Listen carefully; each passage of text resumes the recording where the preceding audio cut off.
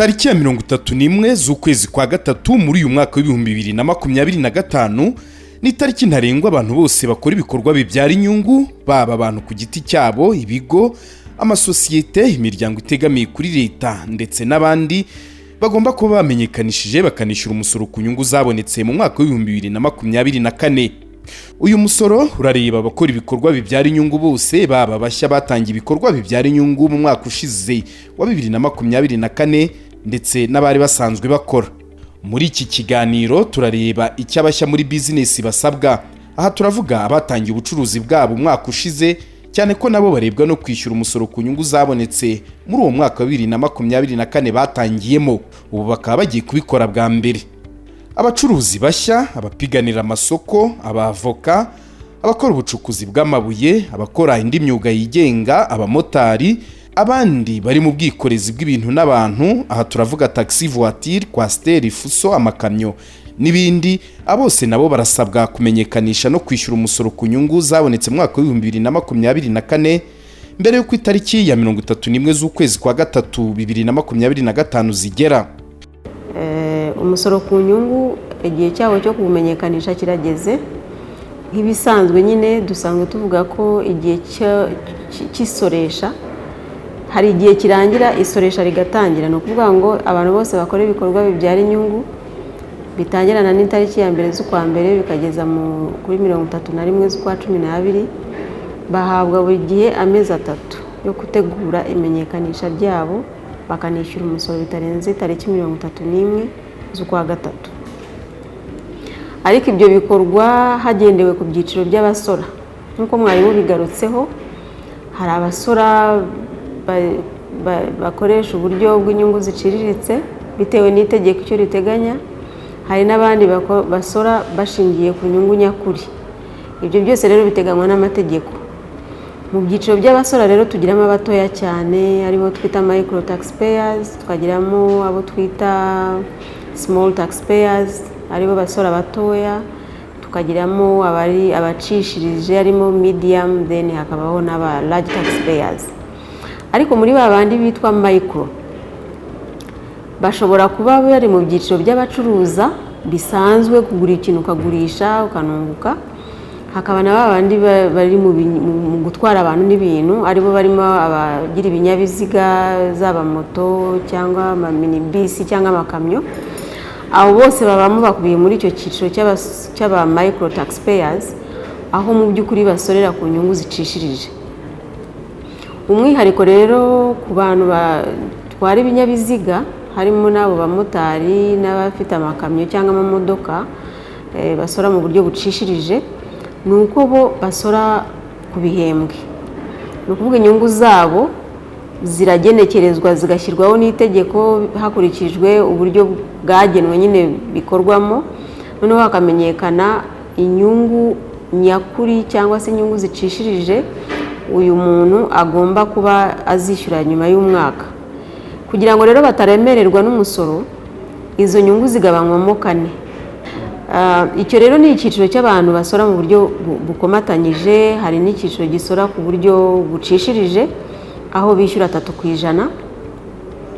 Iyo usora adashoboye gukora ibaruramari kugira ngo agaragaze uburyo yungutse kandi akaba atarengeje igiciro cya miliyoni 20. Abo bose rero basora mu buryo bwitwa ko bucishirije, bakishyura 3% ku giciro cyose babonye. Ibyo byiciro rero biragenda bikagera ku basora banini bashobora kuba barengeje miliyoni 20 no kuzamura, bagomba kuba basora mu buryo mu by'ukuri bw'inyungu nyungu nyakuri.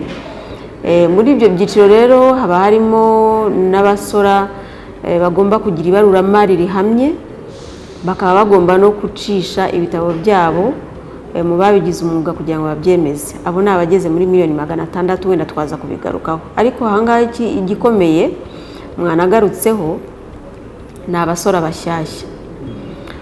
Hari umuntu utangira ubucuruzi wenda nko mu kwezi kwa 2 cyangwa kwa 3 hagati mu mwaka se, ubwo no kuvuga ngo muri 2024 nko mu kwezi kwa 3 kwa 4, ukwezi uko ariko kose. Ariko aho hagati agakora ubucuruzi bikagera mu kwa 12 nawe yarakoze ubucuruzi nk'abandi bose. ntabwo rero itegeko rimusonera. Itegeko riteganya ko nawe agomba gushaka icyiciro aherereyemo giteganywa n'itegeko, nawe akamenyekanisha umusoro. Bitewe n'ubukangurambaga bwakozwe kuri IBM, hari abacuruzi benshi kandi bashya bafite igicuruzo kirenze miliyoni 20 bagomba guhindura icyiciro bazasoreramo. Aha kandi tukibutsa ko icyiciro cy'abacuruzi barengeje miliyoni 20 bagomba gukora ibaruramari ryabo nyakuri. Ibyiciro rero by'abasora bamenyekanisha, yaba urengeje miliyoni 20, icya mbere cyo urengeje miliyoni 20 abasabwa gukora ibaruramari rimwe ribasha kwerekana uburyo azatanga umusoro mu buryo bw'inyungu nyakuri. Hanyuma rero abo bose basabwa kugira ibaruramari koko rihamye, rimeze neza, risobanura aho bakomoye inyungu barigiye gusorera. Ni ukuvuga ngo bacuruje ibiki, ni ibiki bashigaje mu bubiko, bungutse bate, byatunze umwuga n'ibindi n'ibindi. Abo rero baba basabwa mu by'ukuri muri rusange bombi, baba ari babandi bagomba gutanga inyandiko zemejwe n'ababigize umwuga, baba nabo ngabo bagomba gusora ku nyungu nyakuri, kuko ibi byiciro byombi mu by'ukuri bisorera ku nyungu nyakuri. Icyo rero basabwa bahuriyeho nuko bagomba gukora ibaruramari rihamye, rimeze neza, rigaragaza aho bakomoye ibyo bashingiyeho kugira ngo bagaragaze inyungu zisoreshwa. Ikindi twababwira nuko mu kumenyekanisha umusoro ku nyungu wa 2024 abafite igicuruzo kinini kirenze miliyoni 600 bagomba gukorana n'ababaruramari babigize umwuga mu gukora ibitabo byabo by'ibaruramari. Ariko umwiharikuza kuri babandi bafite igicuruzo cya miliyoni 600 no kuzamura, abo ngabo bagomba gukora ibaruramari ryabo koko, ariko bakanashyiraho abantu babyigiye cyangwa se b'inzobere mu ibaruramari, bakemeza bya bitabo byabo by'ibaruramari bakabishyikiriza ikigo cy'imisoro n'amahoro kugira ngo bizashingirweho mu kugenzura iterambere ry'ubwo bucuruzi. Kubera ko hari abashya bagiye kumenyekanisha no kwishyura bwa mbere umusoro ku nyungu zabonetse mu mwaka w'2024, ni byiza ko babikora kare. Ikigo cy'imisoro n'amahoro kikaba cyarashyizeho uburyo bwihariye bwo gufasha abakenera ubufasha. Usora niba yahawe amahirwe agacuruza neza, akarangiza umwaka, mu by'ukuri inshingano ye ikurikiraho ni ukubimenyekanisha ku gihe kandi bakishyura ku gihe. Iyo rero ibyo bidakozwe, ni iki gikurikiraho? Ubufasha bakenera ntitubasha kububaha ku gihe, kubera ko mwakwibaza ukuntu twatanga ubufasha ku bantu bose bazi uyu munsi umwe wa nyuma. Mu by'ukuri abakozi b'ikigo cy'imisoro n'amahoro ntago bangana n'abacuruzi bose bari mu Rwanda. Uwo ari we wese aje avuga ati ndashaka ubufasha akabikora ku munsi wa nyuma, birumvikana ntabwo abakozi dufite nk'icumi cyangwa 20 muri iyo serivisi ntibashobora guha ubufasha bya bihumbi byose magana angahe tutegereje cyangwa se miliyoni. Icyo nicyo mu by'ukuri cy'ingenzi twabasaba. Ikindi gikomeye nanone nagarukaho nuko kuko ibyatunze umwuga tugenda tubisuzuma, system ari ibisuzuma, nkuko nabivuze, imenyekanisha rifatira ry'umusoro ufatirwa rifite umumaro ukomeye ku basora bose kugira ngo basuzume barebe ko ababafatiriye ku bwishyu bari babakoreye niba koko baramenyekanishije bakanishyura uwo musoro, kugira ngo nabo bibashe kubabera ibyatunze umwuga, tubashe kubyemeza. Kuko nidusanga uwagufatiriye ho umusoro ku bwishyu wakoze atarawumenyekanishije, systeme ntizemera ibyo byatunze umwuga. Reka nibutse icyiciro cy'abakora umwuga mu gutwara abantu n'ibintu, harimo abamotari, abakora taxi voiture, abafite za fuso zikora ubwikorezi, amakamyo n'ibindi.